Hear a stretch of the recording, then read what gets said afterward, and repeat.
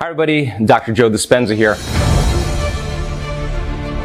The formula is a combination of brain coherence and heart coherence, and when you combine those two, you have a more effective ability to be able to affect the body, your mind, and ultimately your life. Coherence in the brain and coherence in the heart is literally a thought away. And if you and I can do it without any external substance, without anything in our environment, I think we begin to become freer. And when we master our emotions, we master our creations. I hope to see you in my future.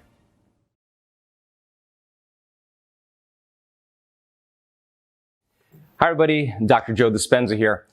I wanted to take a moment before we begin this journey and give you an understanding of how we arrived at this formula that we'll be talking about through the course of this series.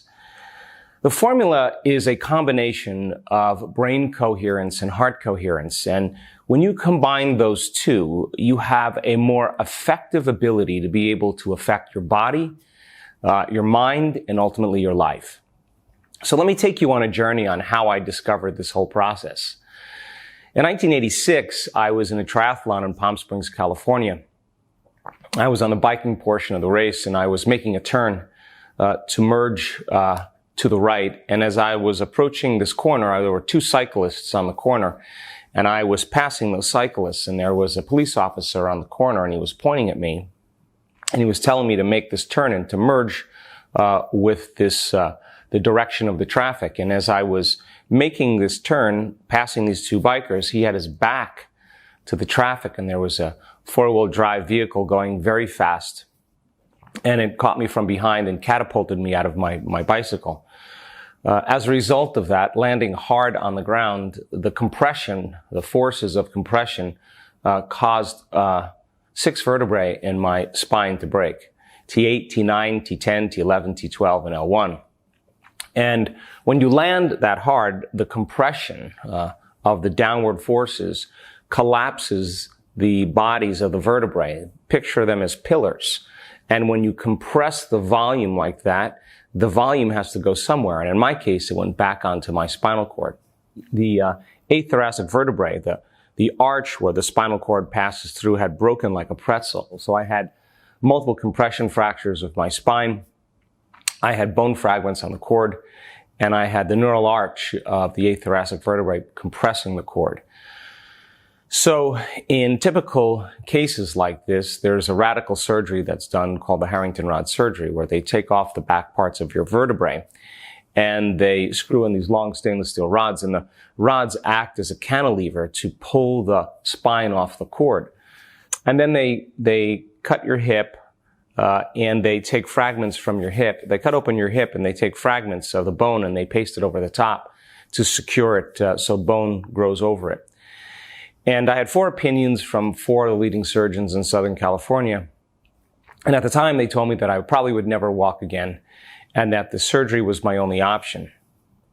Well, in 1986, you didn't really tell surgeons that you were going to seek an alternative method, but after 4 opinions, I went against the surgical recommendations, and I thought, well, I'm not going anywhere, I'm not doing anything. I'm basically laying face down, and let me see if I could influence my body with my mind. And it sounds really easy, philosophically, theoretically, intellectually. But when you're faced with crisis, when you're faced with trauma, when you're faced with some stressor in your life, we tend to focus on the worst case scenario. In other words, what we don't want to have happen instead of what we do want to have happen.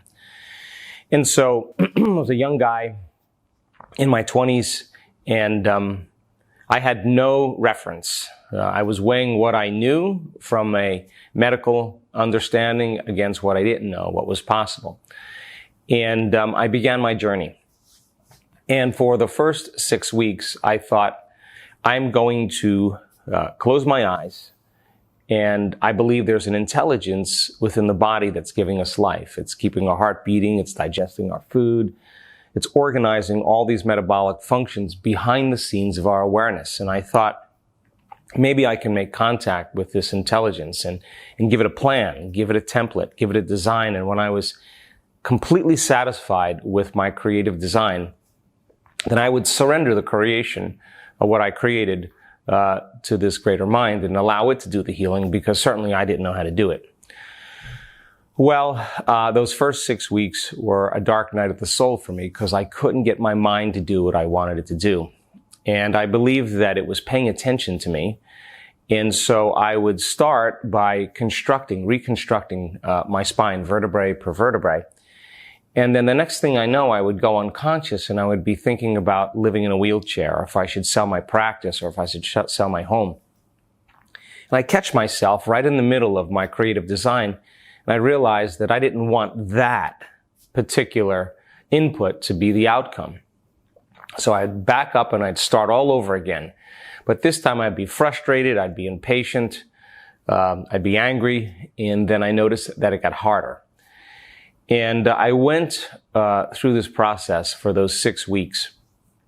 And it would take me sometimes up to 3 hours. And when I was finished, I never felt satisfied that I really did it properly. But I guess it was enough for me to continue. And the other thing I said was I wasn't going to let any thought slip by my awareness that I didn't want to experience. And that sounds easy also.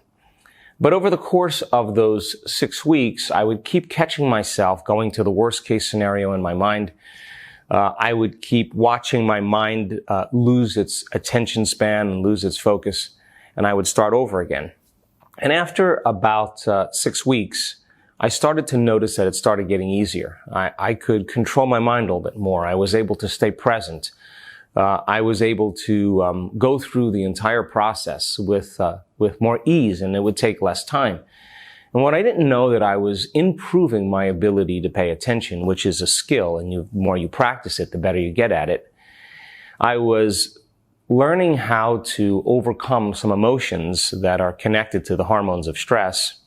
And I was firing and wiring different circuits in my brain by repetition. And over time, the more I fired and wired, the more I was installing the neurological hardware in my brain. And the hardware started to become a software program. It started to become more automatic. It started to become more easy. And I remember this one morning, it was about 6.5 weeks into my injury, I went through the entire process and I never lost my focus from start to finish, reconstructing every vertebrae. And when I finished it, it felt like I had hit a tennis ball right in the sweet spot. I hit a golf ball just right. Something clicked. I clicked. There was a change that I noticed. And it felt right.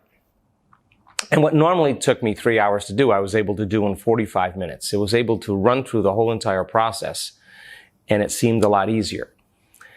And right around that time, I started to notice significant changes in my body. I started to notice a lot of my pain going down. I noticed that I started feeling more sensations in my legs. I started to notice that I had more motor function. And I started to notice my body responding to my mind. Now, this was a critical moment for me, because the moment I noticed changes that were taking place outside of me in my body from what I was doing inside of me, I started paying more attention to what I was doing inside of me, and I started doing it again, doing it with more excitement, more enthusiasm, more inspiration, because now I knew I was making a difference. And now I started to look forward to doing this process instead of sometimes resisting it.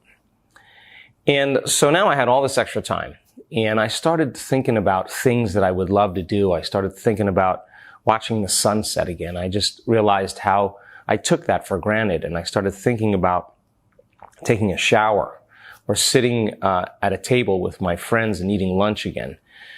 And those were the things that mattered the most to me, the simple things.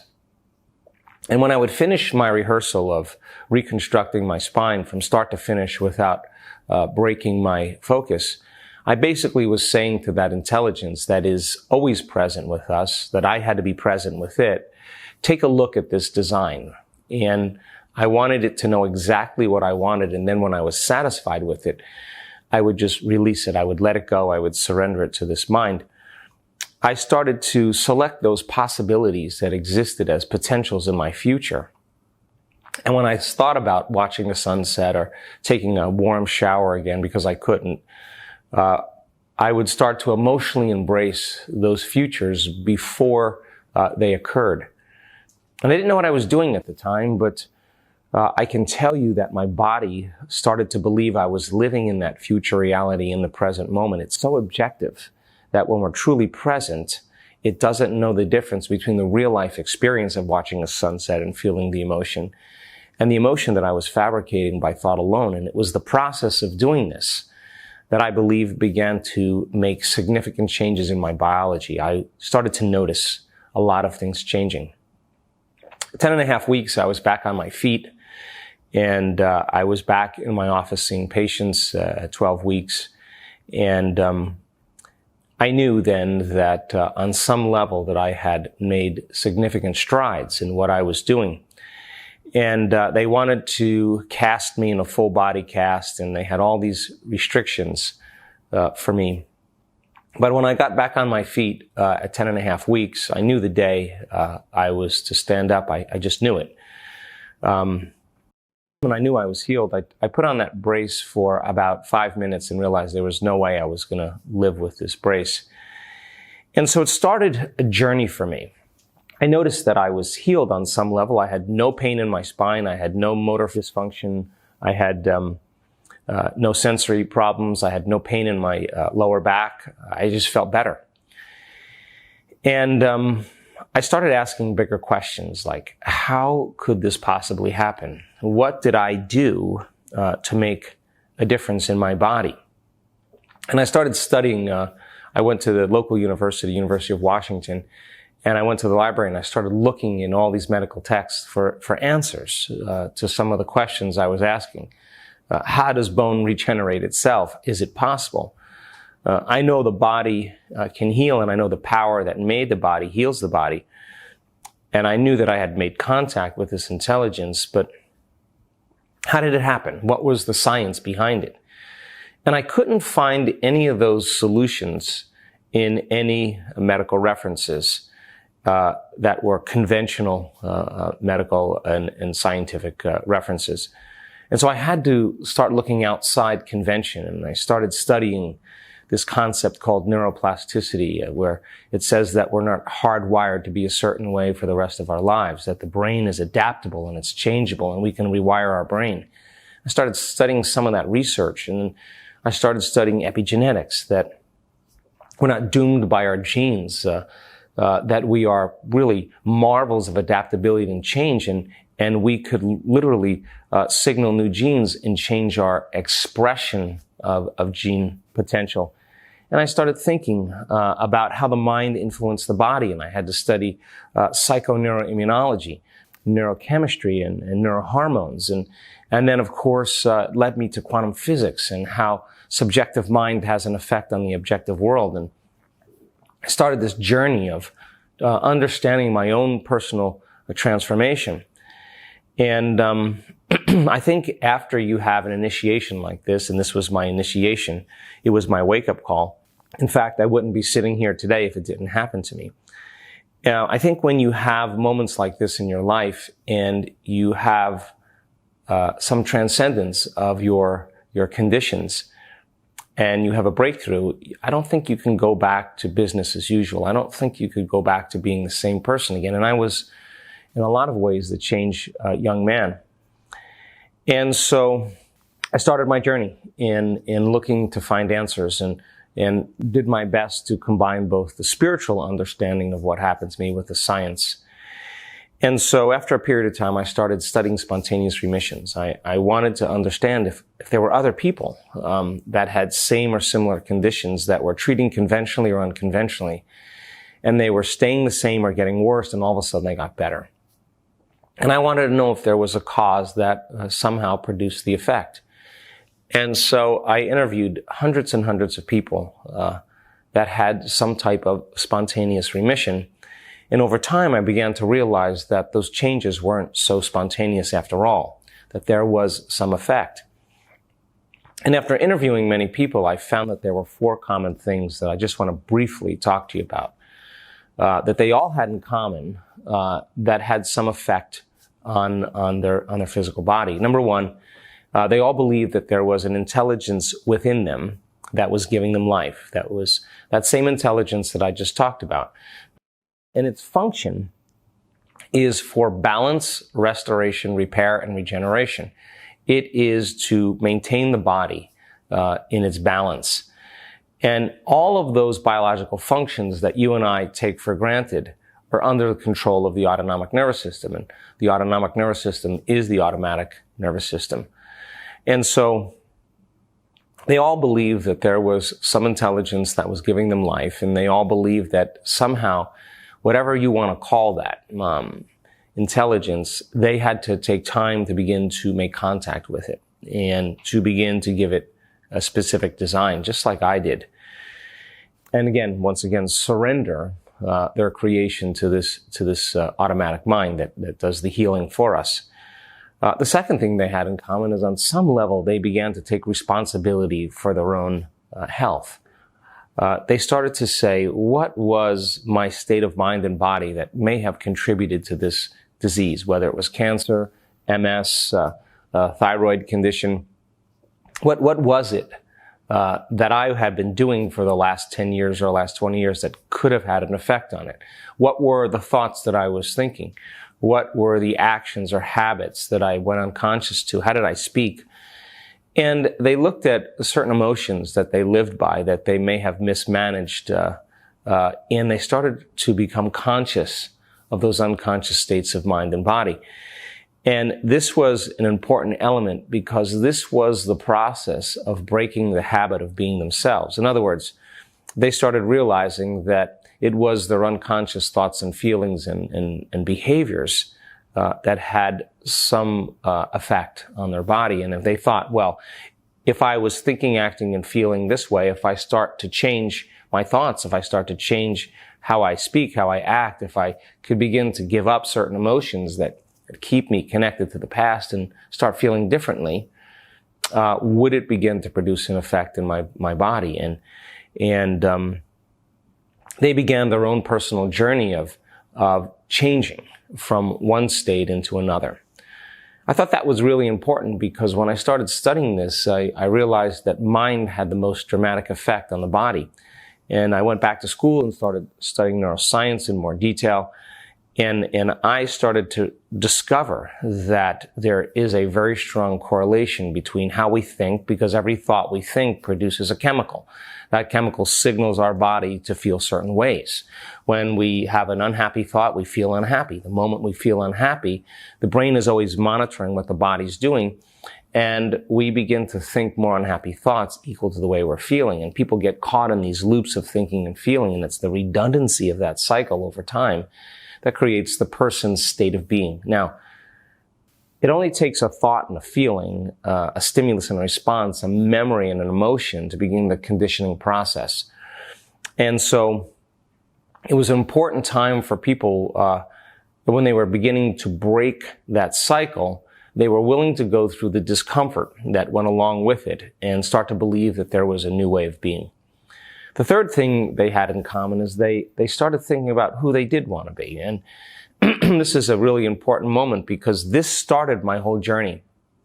They would close their eyes and every day do their best to make contact with that intelligence, become conscious of their unconscious thoughts, notice their behaviors from the past, and look at the emotions they were feeling. And they just wanted to become so conscious of those states of mind and body that they wouldn't go unconscious the entire day.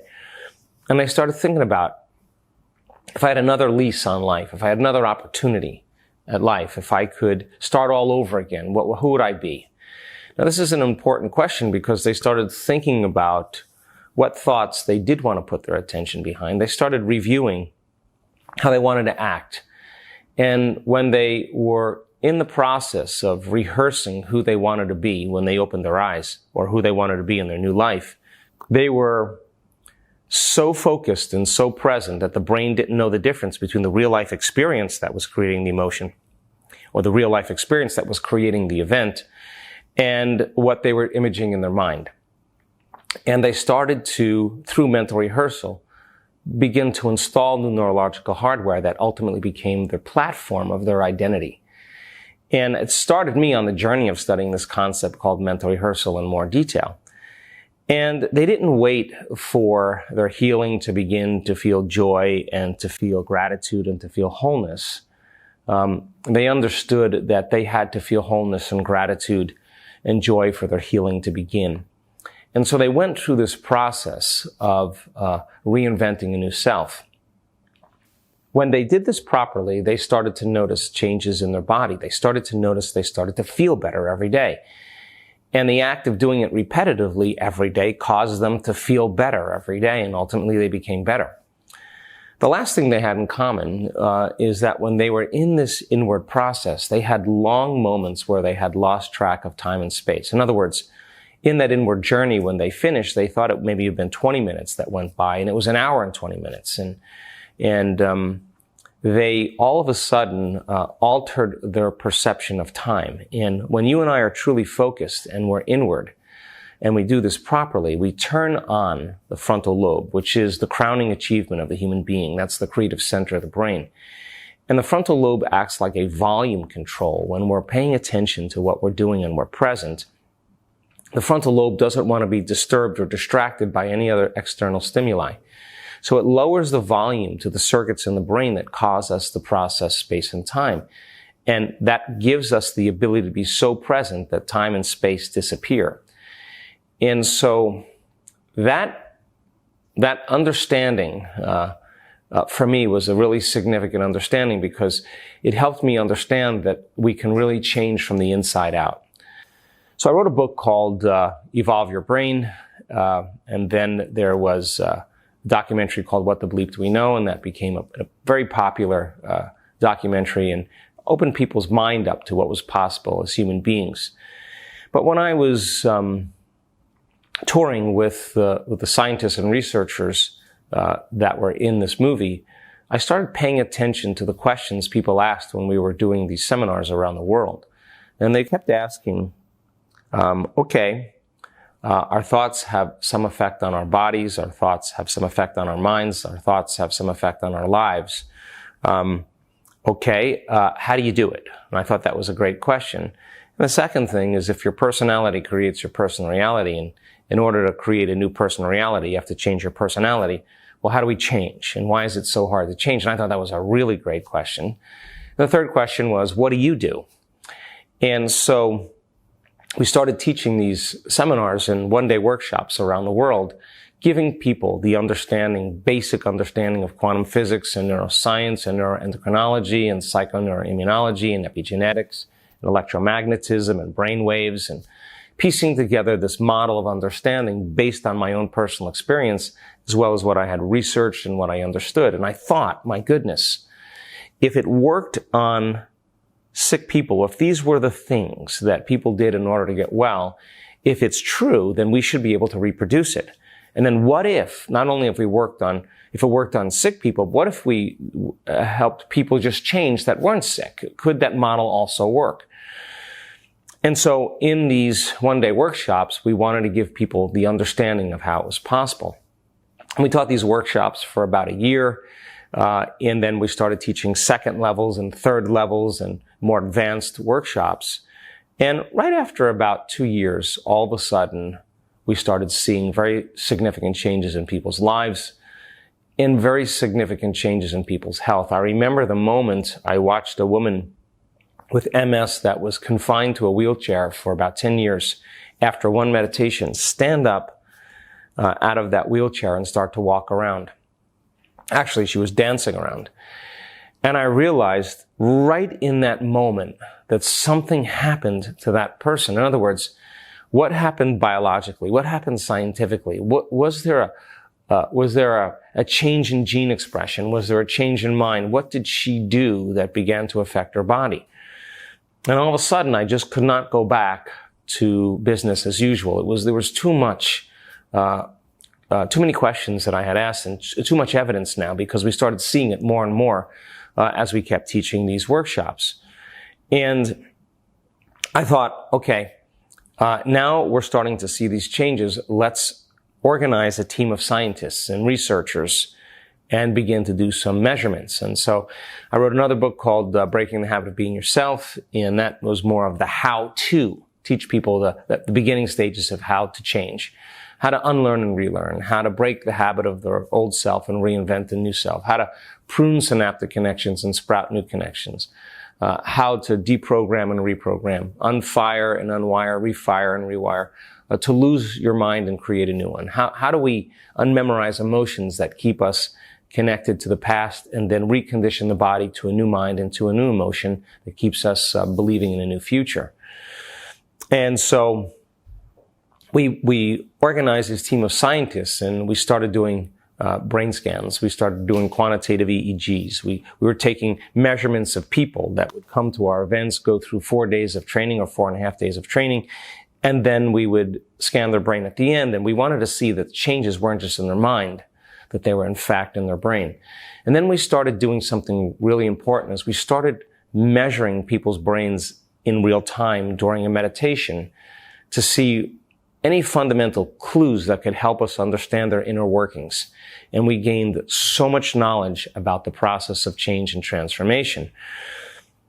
We measured heart rate variability. We know that when a person is resentful, when they're impatient, when they're frustrated, their heart beats very differently when they're in a state of, compared to when they're in a state of gratitude or joy or inspiration, or feeling care and kindness.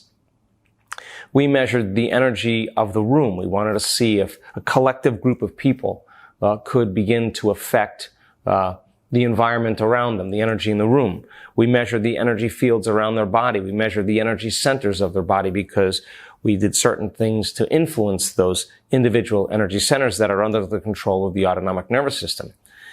We measured gene expression. We now know that you can change your gene expression in 4 days. We measured immune regulation. We wanted to see if people gave up those emotions of stress and went into more elevated emotions, if it would strengthen their immune system, if it gave them more energy for growth and repair. We measured telomere lengths. We wanted to see if people could sustain the proper homeostasis and balance and self-regulate and do meditations every day for 60 days, only 5 out of 7 days a week, if it began to change their telomeres, the little shoestring caps on the end of the DNA that determine your biological age. And we saw that 3 out of 4 people that did their meditations on a regular basis changed their genetic destiny. They changed their future. And so we measured neurotransmitters, neurohormones, and we began this journey of inquiry.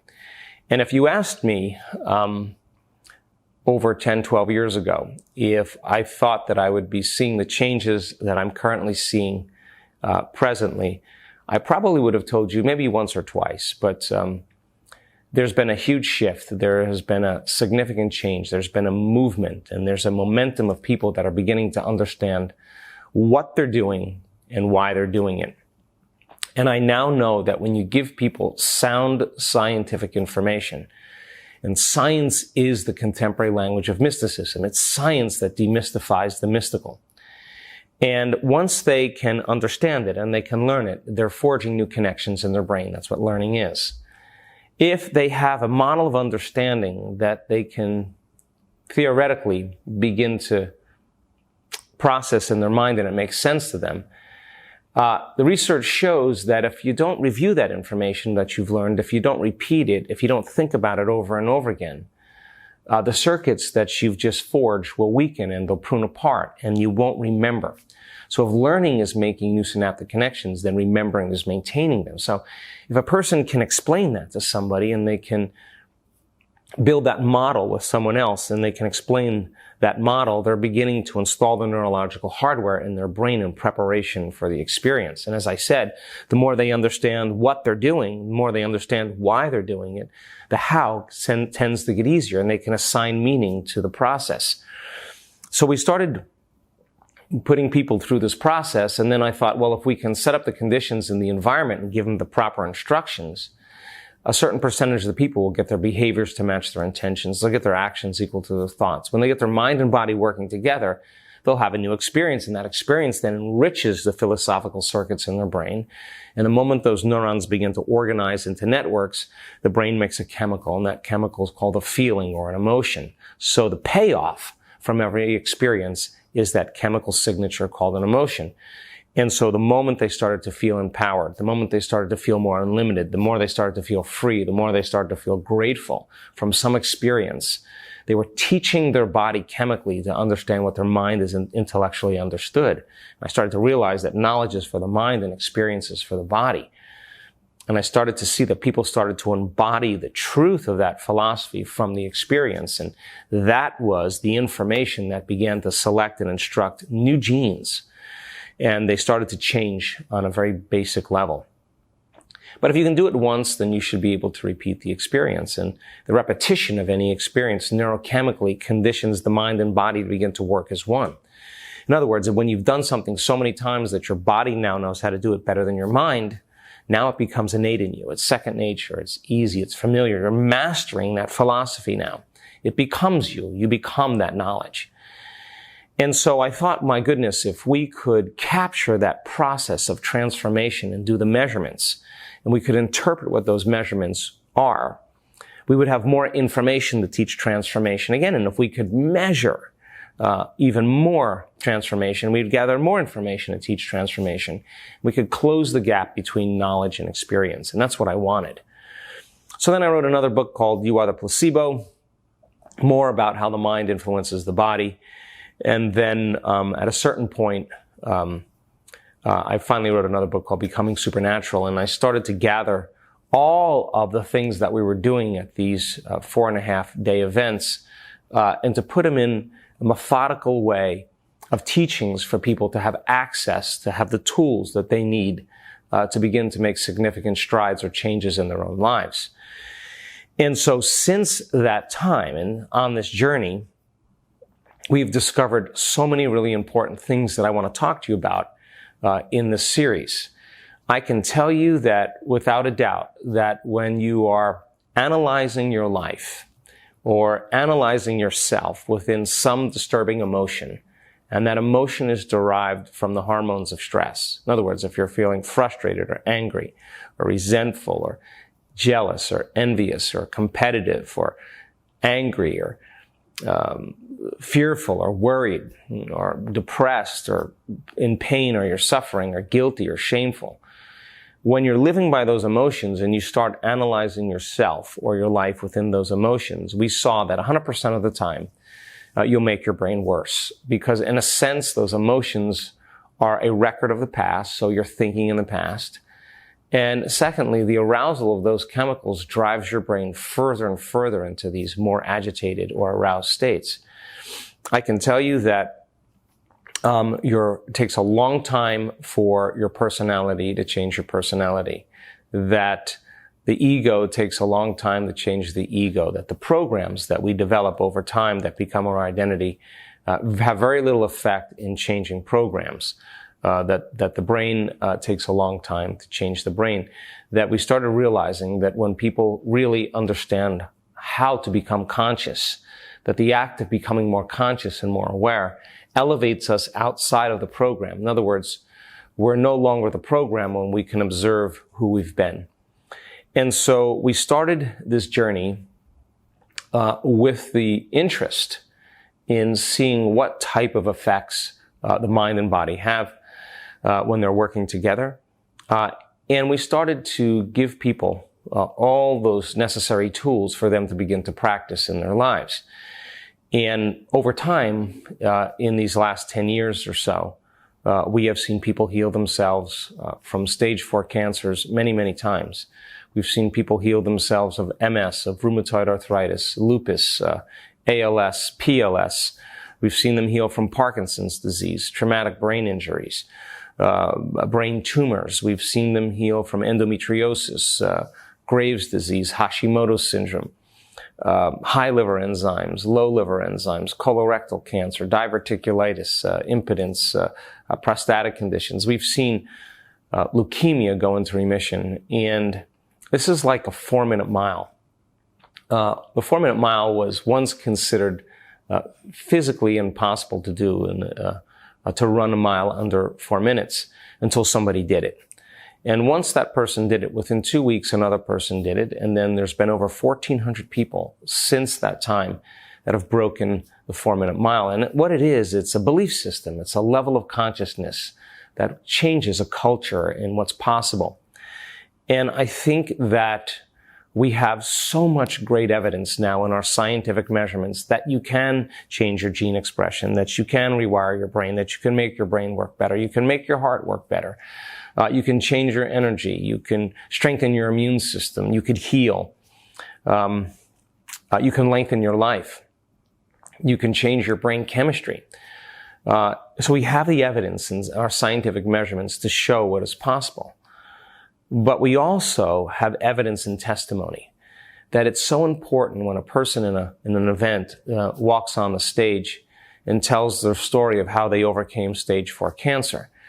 And it's not a glamorous story that's a Hollywood version. It's a real life person that tells you their account of their own personal change and transformation and the things they had to do in order to heal. And I look out in the audience many times when people are on the stage telling their story, and I'm watching people in the audience while they're standing in the presence of truth. In other words, that person who's telling their story is the living example of truth. When they're listening to that person tell their story, I'm watching everybody. They're all leaning in because this is evidence. This is testimony. This is a person that actually did it. And they don't look any different than anybody else. In fact, they look just like a normal person. And they're paying attention to what they're saying because this is not on television. This isn't on a commercial. This isn't some movie that they're watching. This is a real person. And when you see a person with 50 brain tumors stand on the stage and you see their scans, or you see a before and after scans, or you see a blind person from a stroke that was diagnosed as clinically blind, all of a sudden able to see, and you see the measurements of the change in the optic nerve function. When you see the tumor shrink 75% and you see the radiographic studies, there's evidence right in front of you. And this person's telling the story. That is the 4-minute mile. That's the person who's saying, I just ran a mile under 4 minutes. I just healed myself of this rare genetic disorder. And there's always someone in the audience that relates with them. There's always someone in the audience that says, well, if that person can do it, so could I. And we are piercing this veil of consciousness that tells us that we are far greater than we think. We are more powerful than we know, or more unlimited than we could ever dream. And my interest is to give people my greatest understanding of the truth from a scientific perspective and numerous opportunities to experience it, nothing more. And we begin to lay footprints in consciousness. We begin to lay footprints in the quantum field that is information, that is memory in the field that says this experience now is available for other people. And when you see a person in three-dimensional reality who has healed themselves, you can't stop thinking about that person and what they did. And now you start believing in yourself. You start believing in possibility. And when you believe in yourself, you have to believe in possibility. And when you believe in possibility, you have to believe in yourself. So fast forward to today. We did 19 4.5-day events where we took enormous amounts of time to do all these scientific measurements. And then I realized that people were starting just to break through on those very last days of those 4.5 days, and we sent them home. And I started thinking, wow, why don't we do week-long events? What if we had people for a whole week and they could retreat from their lives and go from philosopher to initiating that philosophy, to initiate to mastering that philosophy, from knowledge to experience to wisdom, from mind to body to soul, from thinking to doing to being, giving them numerous opportunities to practice, learning it with your head, applying it with your hands, knowing it by heart. And so we started doing these week-long events, and it is the week-long events where we see the most significant changes. We've done 20 week-long events over the last 2 years. And I can tell you I have witnessed miracles that I never thought I would see in my lifetime. And there's a movement now that's happening. There's a momentum happening. And we've distilled it down after all the research into a very simple formula.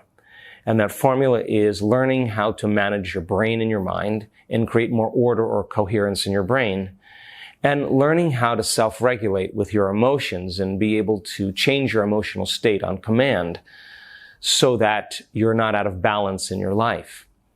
And to teach people then how to get beyond their identity, to get beyond their personality that's connected to their present personal reality.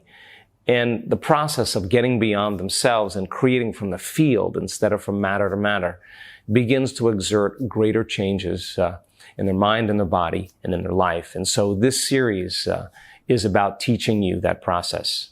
I hope you enjoy it.